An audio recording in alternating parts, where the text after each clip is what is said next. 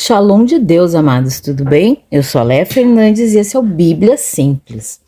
Nós estamos fazendo a leitura da Bíblia em ordem cronológica em um ano. Estamos em Juízes, capítulo 5. Eu estou usando a versão NAA, Nova Almeida atualizada, mas você fique à vontade para usar a versão que você tem em casa, a versão que te agrada, né? Juízes 5, o Cântico de Débora. Naquele dia, Débora, Baraque, filho de Abinoão, cantaram assim: porque os chefes se puseram à frente de Israel e o povo ofereceu voluntariamente. Bendigam o Senhor. Escutem, ó reis, ouçam, ó príncipes. Eu mesma cantarei ao Senhor, salmodiarei ao Senhor, Deus de Israel.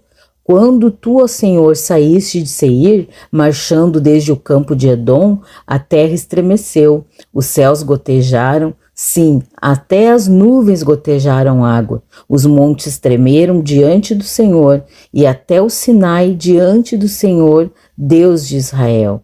Está falando do poder de Deus, né? Nos dias de Sangar, filho de Anate, nos dias de Jael, cessaram as caravanas.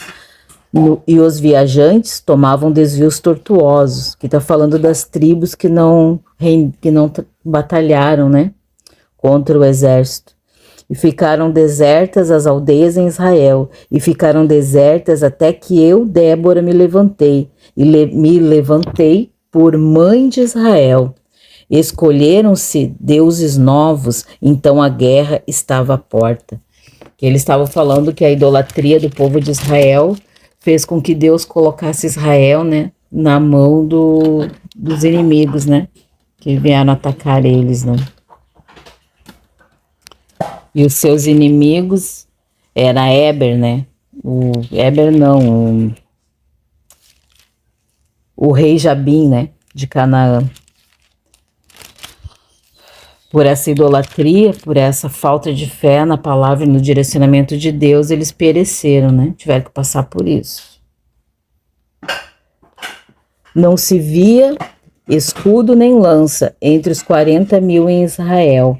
Meu coração está com os comandantes de Israel, que voluntariamente se ofereceram entre o povo. Bendigam o Senhor. E aqui ela está falando de honra, né? Aqueles que se levantam e respondem ao chamado de Deus, né? Vocês que cavalgam jumentas brancas, que se assentam em juízo e que andam pelo caminho, falam disto.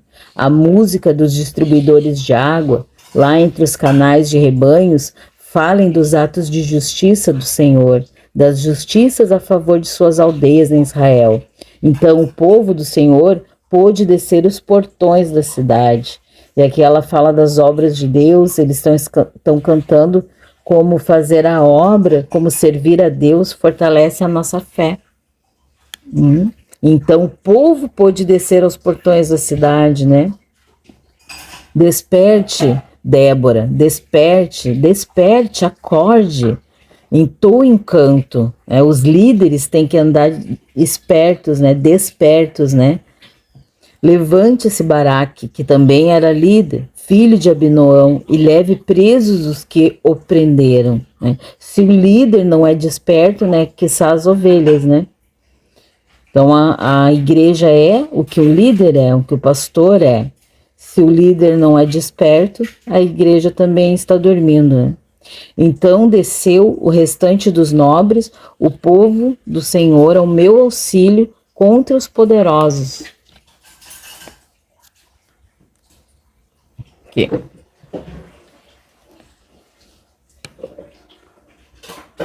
De Efraim, cujas raízes estão na antiga região de Amaleque, desceram os guerreiros.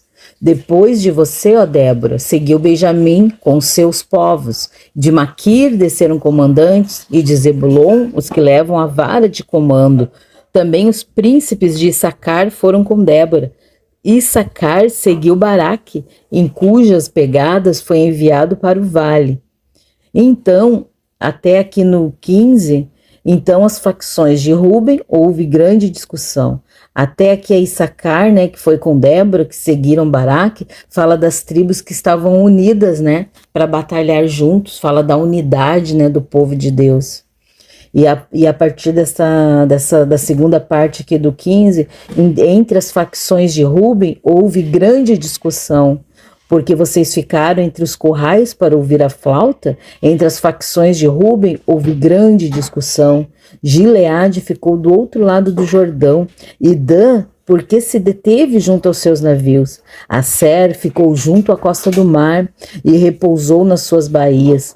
Zebulon foi o povo que arriscou a sua vida.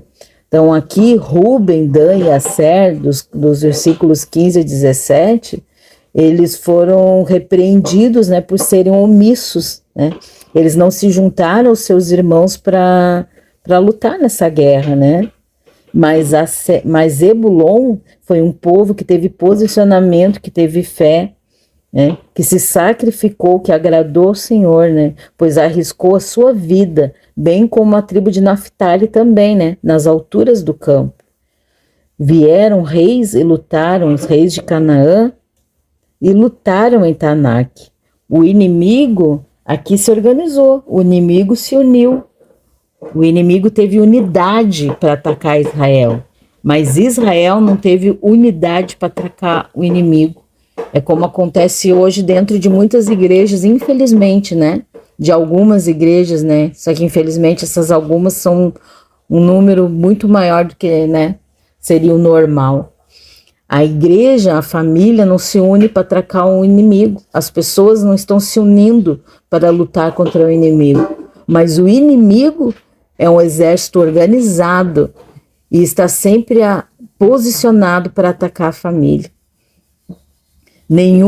Junto às águas do Megido, eles se uniram, né? Mas não levaram nenhum despojo de prata. Se uniram tudo, mas o inimigo não venceu, né? Porque se nós estivermos alicerçados no Senhor e ao lado dele, quem vai levar os despojos é o povo de Deus, né? Lá do céu, as estrelas lutaram, desde os lugares dos seus cursos, lutaram contra Sísera. Os céus pelejam, né, por Israel. Os céus pelejam pelo povo de Deus. Tem intervenção espiritual quando o povo de Deus se coloca de joelhos, se coloca em jejum e oração, se posiciona contra o inimigo. Mas essa intervenção espiritual, ela só vem quando a gente se posiciona contra o inimigo. Quem ficar de braço cruzado, quem ficar sentado esperando as coisas cair do céu, não vai ter essa intervenção, né? Vai ter um tombo, né? A destruição. O ribeiro de Quizon os arrastou. Aqui o rio, né? O ribeiro é o rio de Quizon os arrastou. Deus usa também até a natureza quando para defender o seu povo, né? Quizon, o antigo ribeiro, avante, ó minha alma, firme. Então os cascos dos cavalos socavam pelo galopar.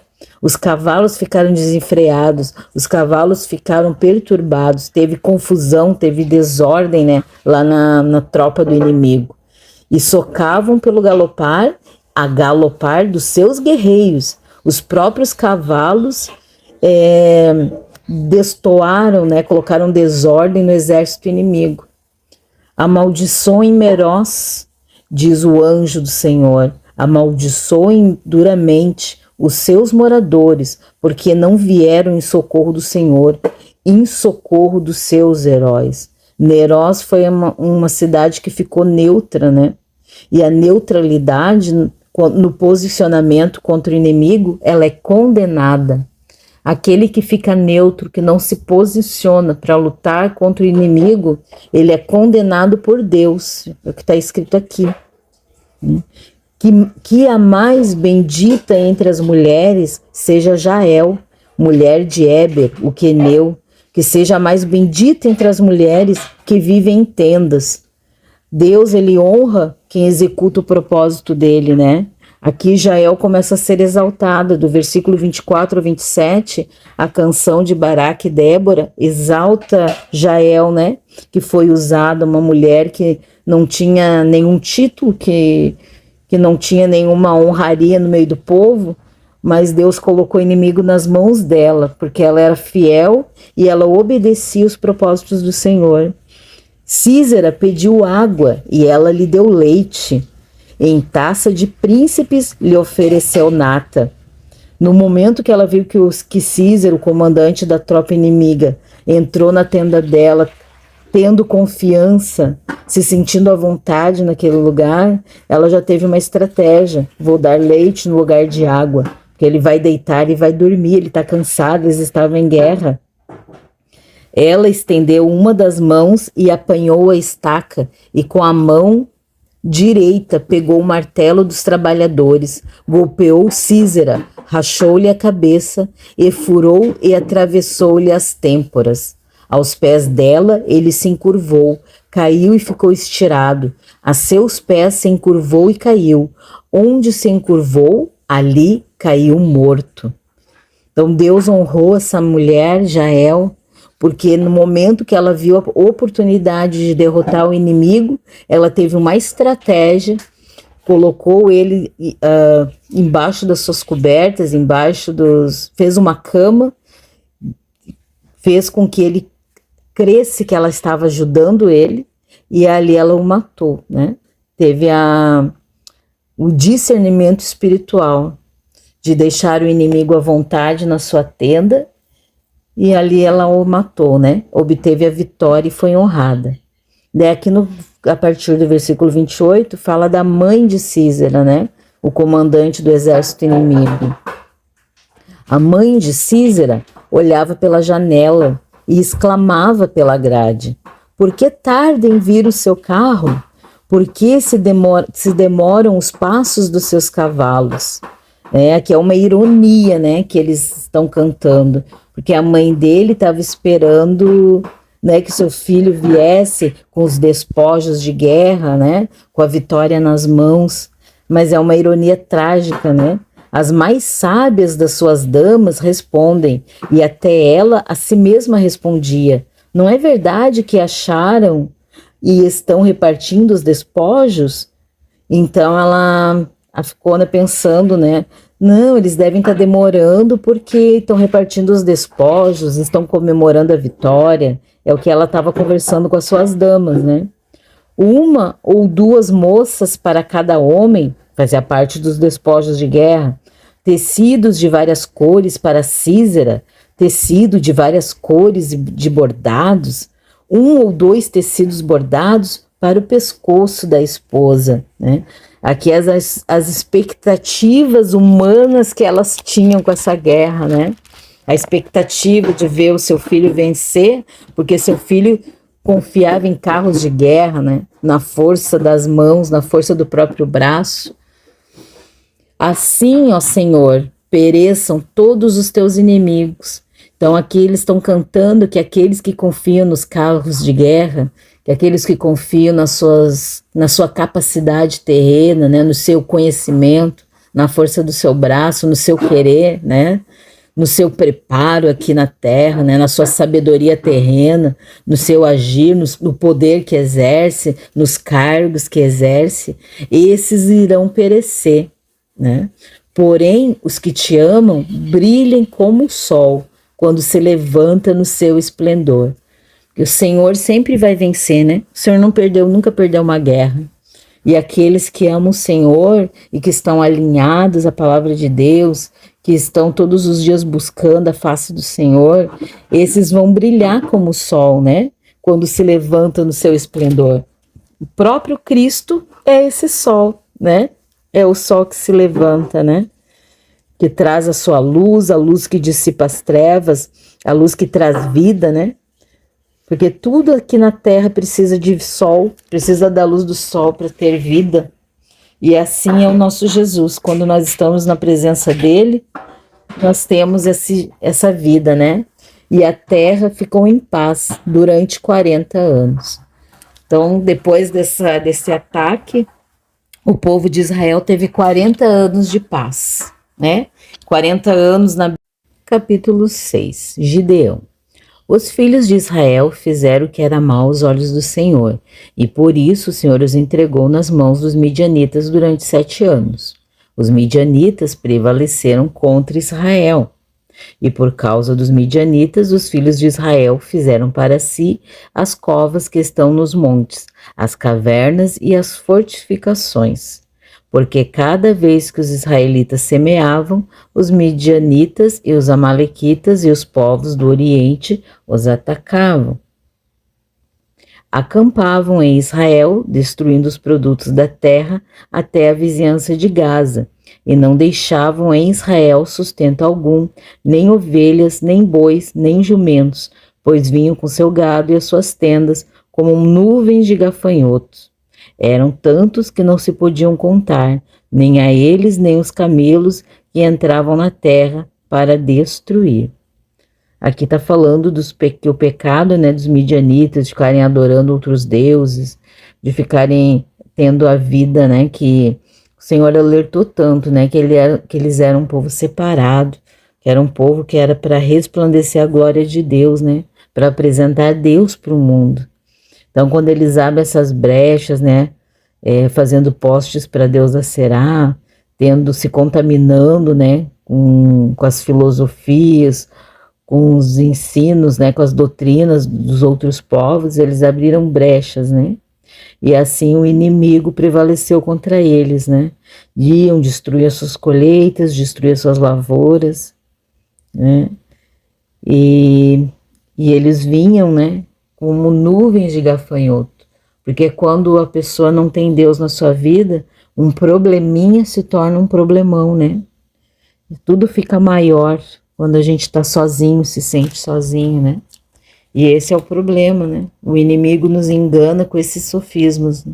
Porque ele não tem todo esse poder, né? O poder é do Senhor Jesus, ele já foi derrotado. Mas a gente não consegue enxergar isso quando a gente está afastado da presença de Deus, né? Mas clamar ainda é o melhor caminho, né? Então os filhos de Israel clamaram ao Senhor. Quando os filhos de Israel clamaram ao Senhor por causa dos midianitas, o Senhor lhes enviou um profeta. Ele lhes disse: assim diz o Senhor, Deus de Israel: eu tirei vocês do Egito, da casa de servidão. Eu os livrei das mãos dos egípcios e das mãos de todos os opressores. Eu os expulsei e dei a vocês a terra deles. E disse: eu sou o Senhor, o Deus de vocês. Não adorem os deuses dos amorreus, em cuja terra vocês estão morando, mas vocês não deram ouvido à minha voz. Aqui Deus estava confrontando eles, né? Estava mostrando por que eles estavam passando aquele trabalho todo, né? E Deus respondeu ele através dos profetas, respondeu eles, né? Através do profeta, Deus trouxe a palavra, Deus alinha eles, Deus mostra o que está errado para que haja arrependimento, né? Então o anjo do Senhor, que aqui é uma cristofania, né, veio e sentou-se debaixo do carvalho que está em Ofra. Porque quando o anjo do Senhor é com letra maiúscula, está falando do próprio Cristo, né, o Espírito de Deus que vinha, né, para falar com esses homens. Assentou-se debaixo, então o anjo do Senhor veio e sentou-se debaixo do carvalho que está em Ofra, que pertencia a Joás da família de Abiezer. Gideão, filho de Joás, estava malhando o trigo no lagar para pôr a salvo dos midianitas. Malhar trigo no lagar, né, que o lagar é lugar de amassar uva, né, de fazer o suco da uva, fazer o vinho. E ele estava malhando o trigo no lagar, que era um lugar escondido, onde ninguém ia imaginar, né? Porque era a época, certo, de malhar o trigo, né? Ele era para estar lá perto das coisas de trigo lá, né? Não tá lá nas parreiras de uva, né? Então ele estava lá escondido. Então o anjo do Senhor apareceu para Gedeão e disse, né? O Senhor está com você, homem valente. E isso aqui é muito sério, porque Gideão não era valente, né? Gideão estava escondido, malhando trigo no lagar, num lugar escondido. Ele estava com medo, né, dos midianitas ir lá e roubar o trigo dele, né? Ele estava lá escondido. Mas Deus, ele não estava enxergando isso que estava acontecendo. Deus, ele vê o propósito de cada um, ele vê o coração de cada um. E Deus coloca propósitos dentro da gente quando ele está nos tecendo lá no ventre da nossa mãe, lá em Salmo 139. Deus estava falando com o Gideão que ele sonhou o Gideão ser, não com o que Gideão estava fazendo naquele momento. Então ele via Gideão como homem valente, que era o propósito que ele tinha colocado dentro de Gideão. Então Gideão respondeu: Ah, meu Senhor, se o Senhor Deus está conosco, por que nos aconteceu tudo isso? E onde estão todas as maravilhas que os nossos pais nos contaram?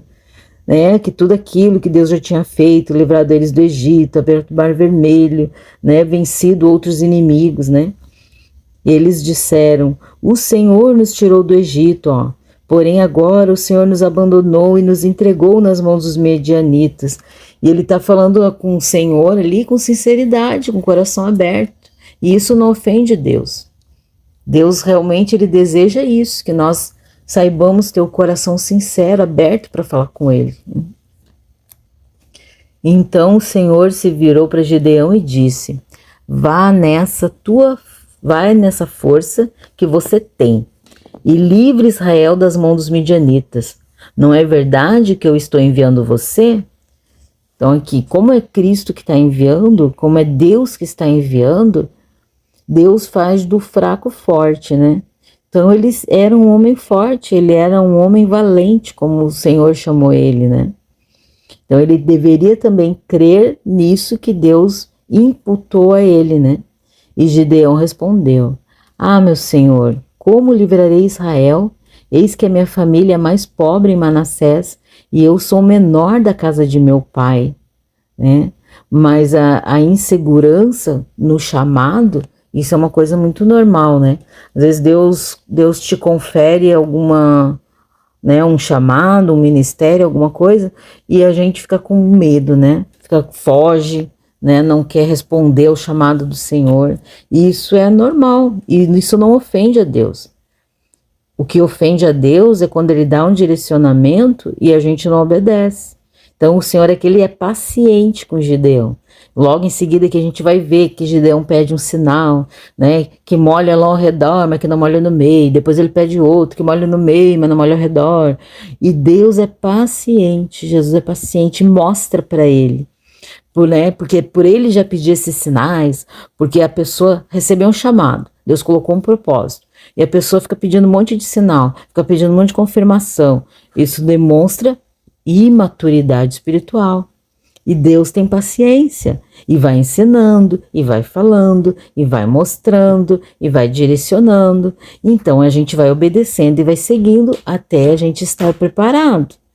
Mas a pessoa que ignora o chamado de Deus, que vira a cara para o outro lado, que não quer ser confrontado pelo Senhor, não quer ser ensinado, não quer ser direcionado, não quer andar dentro do propósito que Deus mandou, então essa pessoa ela não quer nada com nada. Então Deus vai chamar outro, como a gente leu lá em Débora e Jael, Baraque perdeu a honra da guerra e Jael foi honrada, porque ela ouviu e obedeceu. Aqui o Gideão queria obedecer, mas estava com medo. Então Deus teve paciência, E foi falando, e foi provando, até que Gideão se posicionou, Então, mas o Senhor disse, E quando o Senhor fala já é o suficiente, Pelo menos deveria ser o suficiente para todos nós, Porque quanto mais cedo a gente obedece, menos trabalho a gente passa, Menos lágrimas são derramadas, Já que eu estou ao seu lado, você derrotará os midianitas como se fossem um só homem, Emanuel é Deus conosco, ele está ao nosso lado. Se ele mandou, ele vai segurar as pontas, Então o Gideão respondeu para ele: se de fato encontrei favor aos teus olhos, ó a imaturidade, dá-me um sinal de que és tu, Senhor, que estás falando comigo. Peço que não te afastes daqui até que eu volte. Traga a minha oferta e coloque diante de ti. Ele respondeu: eu esperarei até que você volte. E Deus é paciente, Mesmo com toda essa insegurança, essa imaturidade, essa falta de confiança, Deus está ali esperando. Gideão entrou em casa, preparou um cabrito e fez pães sem fermento com 20 litros de farinha. Pôs a carne num cesto e o caldo numa panela. Depois trouxe tudo até debaixo do orvalho e entregou ao anjo. Porém, o anjo do Senhor, com A maiúsculo, porém o anjo de Deus lhe disse: Pegue a carne e os pães sem fermento e coloque-os sobre esta rocha, que é Jesus, né? Depois derrame o caldo em cima. O sacrifício, né? Deus vai responder com fogo aqui, ó. Foi o que Gideão fez. Então o anjo do Senhor estendeu a ponta do cajado que trazia na mão e tocou a carne e os pães sem fermento. Saiu fogo da rocha e queimou a carne e os pães. E o anjo do Senhor desapareceu da presença dele. Né? Então aqui está falando em rocha 2 vezes, né? Para nos atentar, ó. Porque ele entregou o sacrifício para Cristo, né? Cristo é o maior sacrifício, né? Hoje nós não precisamos mais fazer farinha, matar bezerro, né? Fazer o que Gideão fez aqui, pães, carne, né? Derramar caldo, que é libação, né? Sobre a rocha. Jesus é o nosso sacrifício perfeito. Basta que nós estejamos ligados nele, cobertos pelo seu sangue, direcionados pela sua palavra. Cristo é o maior sacrifício, né? Então, quando Gideão viu que era o anjo do Senhor, disse: ai de mim, Senhor Deus, pois vi o anjo do Senhor face a face, né? E o encontro com Deus gera temor. A pessoa que não tem temor, que fica fugindo, que fica com medo, com insegurança, pedindo prova daqui, prova dali, fala de novo e precisa de 10.000 revelação para saber se é Deus mesmo falando, essa pessoa não teve encontro com o Senhor. Ela não reconheceu Deus na vida dela. Por isso que ela fica fugindo, por isso que ela fica inventando desculpa para não obedecer, para não se posicionar. É o que está falando, é o que a gente está vendo aqui, ó. No momento que ele reconheceu e viu que era o anjo do Senhor, face a face, que estava ali com ele, falando com ele, direcionando ele foi gerado temor no coração dele. Temor não é medo, temor é respeito. Temor e tremor, né? A palavra, né? Então ele entendeu que era o próprio Cristo, Filho de Deus, que estava ali. O Espírito do Senhor, o anjo do Senhor, né? Então o Senhor lhe disse para ele: que a paz esteja com você. Não tenha medo, você não morrerá. Então Gideão edificou ali um altar ao Senhor e lhe deu o nome de O Senhor é Paz, que é Javé Shalom, né? Que lindo, né? O Senhor é paz. Então, quando Gideão se encontrou com o Senhor, quando o Senhor se revelou a Gideão, quando ele enxergou que era o próprio Deus ali falando com ele, né? A cristofania, né? Ali no lugar daquele anjo, ele levantou um altar, né? Quando Deus liberou paz, né? Porque o Senhor, ele libera paz antes da guerra, né? Como é que nós vamos lutar numa guerra sem paz no nosso coração? Nós precisamos estar cheios da paz, para termos sabedoria pela forma de guerrear, né? E o Senhor deu paz para ele e disse: você não vai morrer nesse confronto, não tenha medo, né? E quando a gente se encontra com esse Deus, quando nós temos consciência de quem Ele é e que Ele está falando conosco, Ele está conosco, né? E hoje Ele vive e habita em nós. Quando nós entregamos o coração e deixamos Ele fazer morada, nós precisamos deixar, porque Ele não arrebenta a porta, né? Ele bate a porta para que nós o convidamos para entrar. Então Ele entra e faz morada. Então a nossa vida, o nosso corpo, a nossa mente, as nossas atitudes, o nosso lar, o nosso trabalho, tudo que nós produzimos se torna um altar de sacrifício ao Senhor. Quando nós conhecemos a Deus, quando nós reconhecemos o seu amor, a sua presença, o seu cuidado, a sua graça salvífica, tudo que nós somos e tudo que nós temos se torna um altar para o Senhor. Então nós edificamos através da nossa vida um altar ao Senhor.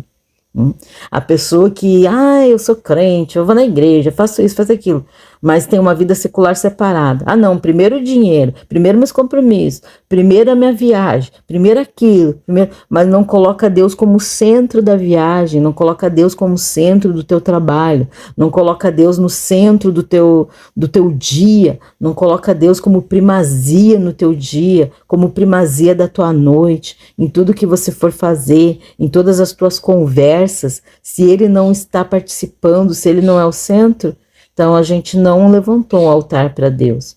Nós só temos Deus como um socorro na hora da angústia, né? Ah, tô precisando, então eu vou lá e me prostro aos pés dele, porque ele vai me ajudar. Mas quando eu estou bem, quando eu estou governando tudo com a força do meu braço, eu não preciso dele, né? Então nós não edificamos um altar, mas o Senhor quer que nós tenhamos esse altar edificado para ele, né? Então, naquela mesma noite, o Senhor disse a Gideão: leve o touro que pertence a seu pai, a saber, o segundo touro de 7 anos, e derrube o altar de Baal, que é do seu pai, e corte o poste da deusa Será, que está junto do altar. No alto desse lugar fortificado, faça para o Senhor, seu Deus, um altar em camadas de pedra. Depois pegue o segundo touro e ofereçam em holocausto com a lenha do poste da deusa Será, que você irá cortar. Vê, o pai de Gideão tinha um altar para Baal, né? E um altar para a deusa Será, né? Um poste para a deusa Será e um altar para Baal. Os pais de Gideão, a quem Deus escolheu e chamou. Então Gideão ia ter que se posicionar contra os seus pais, contra a sua família, se apartar para destruir esses altares familiares que já vieram dos seus pais. Esse pensamento, esse medo dele de obedecer a Deus, de obedecer ao chamado de Deus, agora aqui a gente entende. Já veio dessa atitude dos seus pais, que eram israelitas, que serviam a Deus, que se diziam cristãos, vamos dizer assim, né? Conhecedores de Deus, mas não conheciam, porque confrontavam Deus com Baal e Aserá dentro da sua casa, da sua família. E hoje, quantas pessoas não são assim? Dizem que conhecem a Deus, que amam a Deus, que Deus é tudo na vida delas, mas tem dentro das suas casas altares a Baal, altares a Deus, a Será, altares a outros deuses desconhecidos, deuses que têm olhos, mas não vê, que têm boca, mas não fala, que têm pé, mas não anda.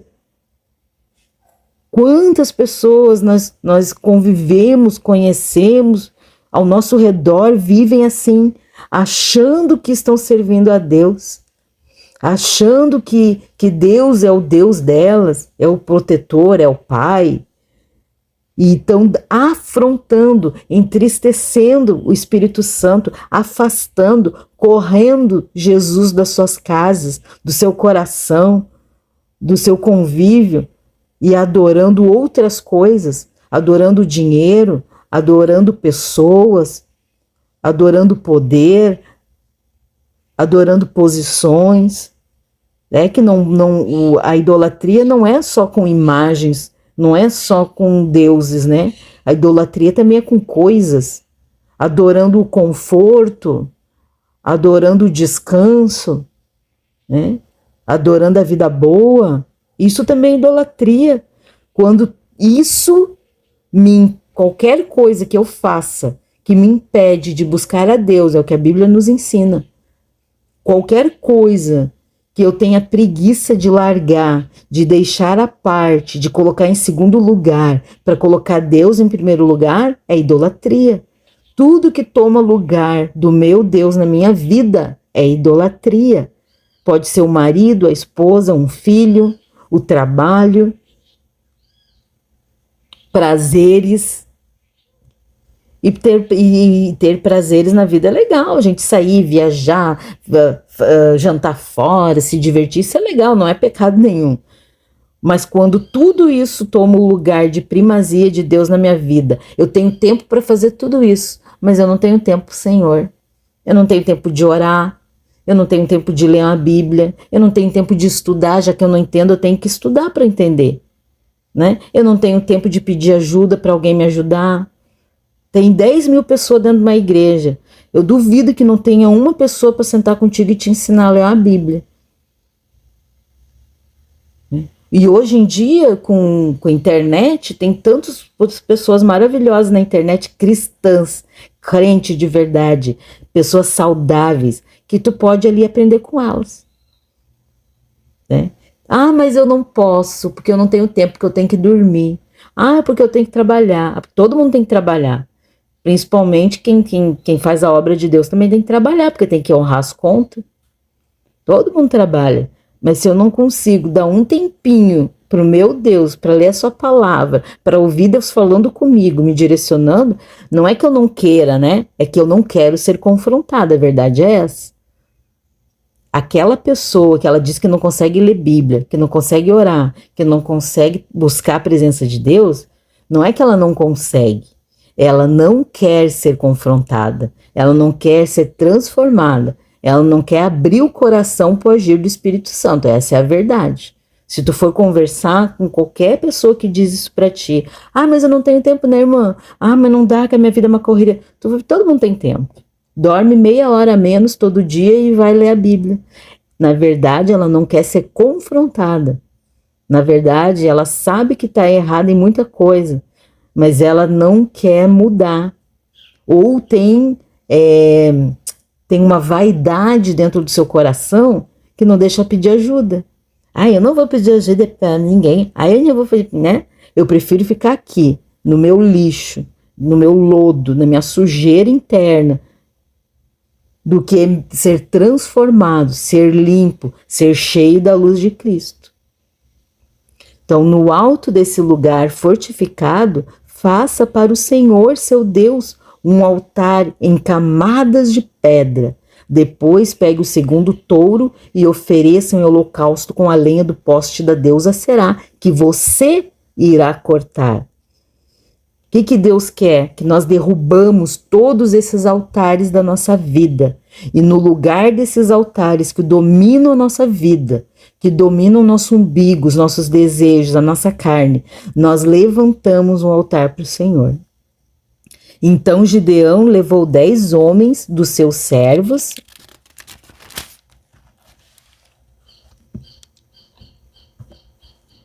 e fez como o Senhor lhe havia falado. Mas, porque teve medo da casa de seu pai e dos homens daquela cidade, não o fez de dia, mas de noite. Gideão estava com medo, estava inseguro, ele era medroso. Ele estava malhando trigo lá no lagar, escondido. Mas Deus via nele um homem forte e um homem valente, porque Deus estava vendo o que Deus projetou nele quando ele estava sendo feito lá no útero da mãe dele. Né? Mas mesmo com medo, mesmo inseguro, Gideão obedeceu. Ele foi. Ele teve medo porque era a casa de seus pais, era tudo aquilo que ele foi criado, que foi gerado dentro dele desde criança. Ele estava confrontando tudo aquilo que ele recebeu desde a sua infância. Mas ele obedeceu o Senhor, mesmo com medo, mesmo com insegurança. E a obediência com medo ainda é obediência. O importante é nós fazermos, é nós crer que é o Senhor que está falando e eu vou obedecer. Depois nós vamos ver os resultados, né? Então, de madrugada, quando os homens daquela cidade se levantaram, eis que o altar de Baal estava derrubado e o poste da deusa Será, que estava junto com ele, cortado. E o referido segundo touro tinha sido oferecido no altar que havia sido edificado.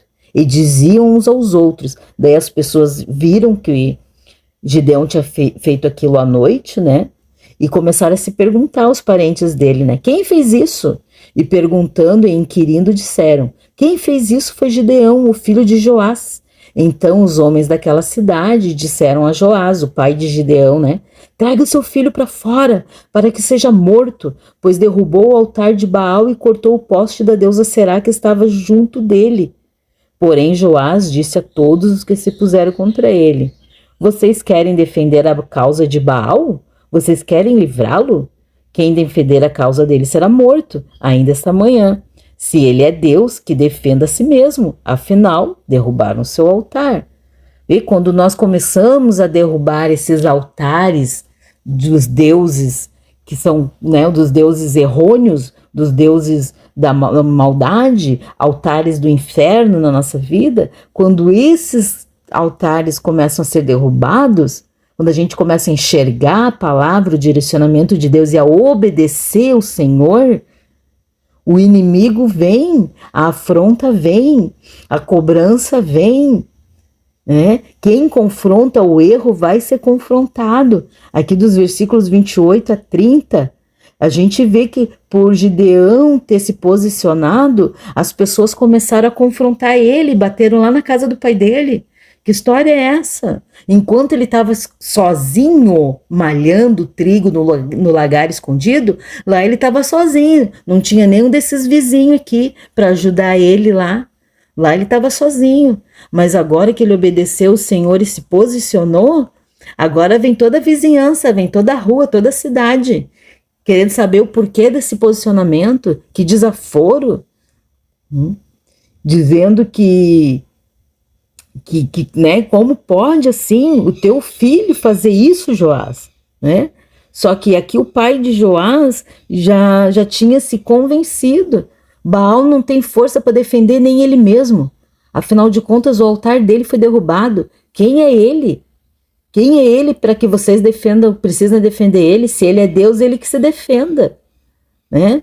Que daí ele continua, né? Que Baal defenda a sua causa contra ele, pois foi ele quem derrubou o seu altar.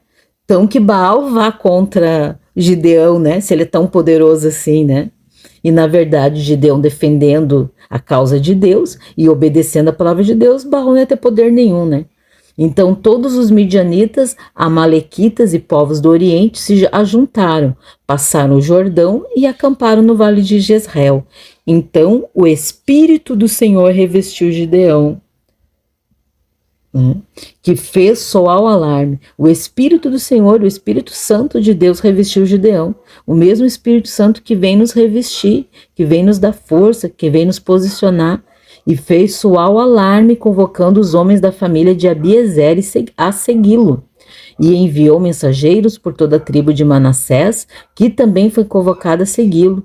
Enviou ainda mensageiros a Asser, a Zebulon e Naphtali, que foram se encontrar com ele. Então Gideão se dirigiu a Deus dizendo: se realmente queres livrar Israel por minha mão, como disseste, eis que eu porei uma porção de lã na areia. Se o orvalho estiver somente nela e a terra ao redor estiver seca, então saberei que irás livrar Israel por meio de mim, como disseste.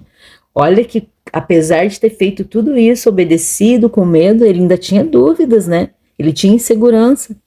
Mas ele estava lá, obedecendo, posicionado, mesmo com dúvida.